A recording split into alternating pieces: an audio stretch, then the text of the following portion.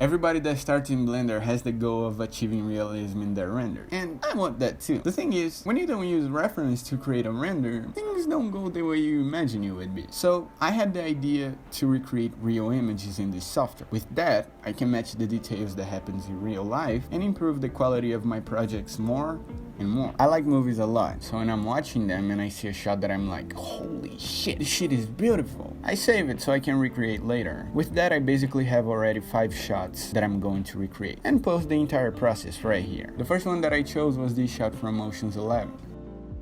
I remember when I was starting in Blender and all my projects would take so long to render because I thought that I should put detail in everything. And today I don't do that anymore. If people are not going to notice, I'm not gonna put a lot of detail on it. And to not commit those mistakes anymore, the first thing that I do when I create a project is create the camera and use its point of view to build the entire scene. First I block the scene with cubes and planes, and later I start modeling. I noticed that this idea of recreating real scenes give me the possibility to model a lot of objects that I would not even think about. In my next projects, this will save a lot of time. It's like, if I want to create another street in Blender, I'll just import the assets that I created in this scene.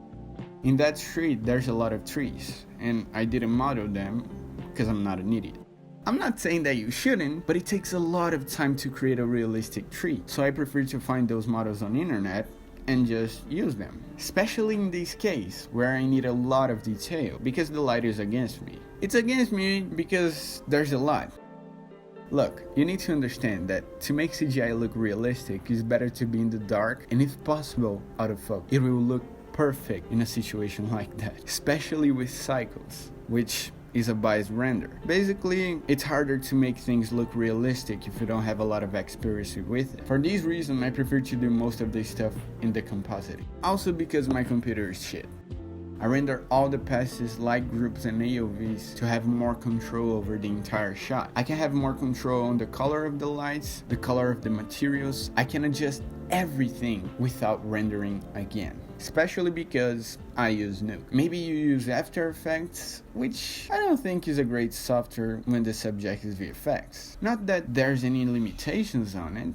I used After Effects in the past. The only reason why I prefer Nuke is because everything just feels better. You have control over every single detail right in front of you. You don't need to enter in layers and layers and layers and layers until you find something that you did a long time ago. In Nuke it's just boom and you're there. But getting back to the scene, I shuffled everything and started to match all details that I could find in the original image. I noticed that the light hits the camera differently depending if you shot on film or on a digital camera. In film, there's this kind of effect that makes the surrounding of the emissive objects generate different colors. You can see that here is red and green, here is kind of orange, and in the background is green. In a movie, I prefer this film look. I don't know, it just looks beautiful. When you put the grain over the image, everything starts to look great. In the grain node in Nuke, you have the option to create a luminance map and add the grain correctly on the image. More in the dark, less in the bright parts. Because that's what would have happened in a real camera. In this case, I decided to render without any background. Just had the idea to do my first matte painting. And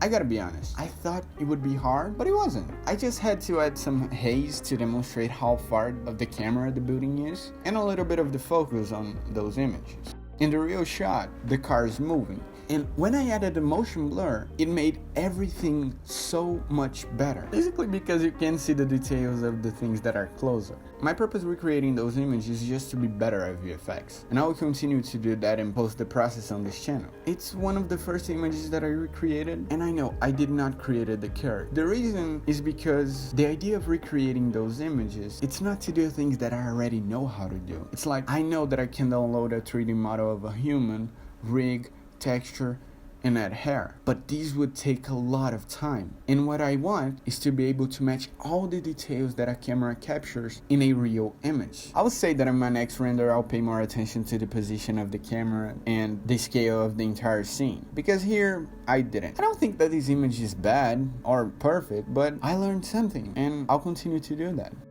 My progress with this software will be posted right here. I don't think that this video is good too, but you know, I'm learning. Bye, I'm out.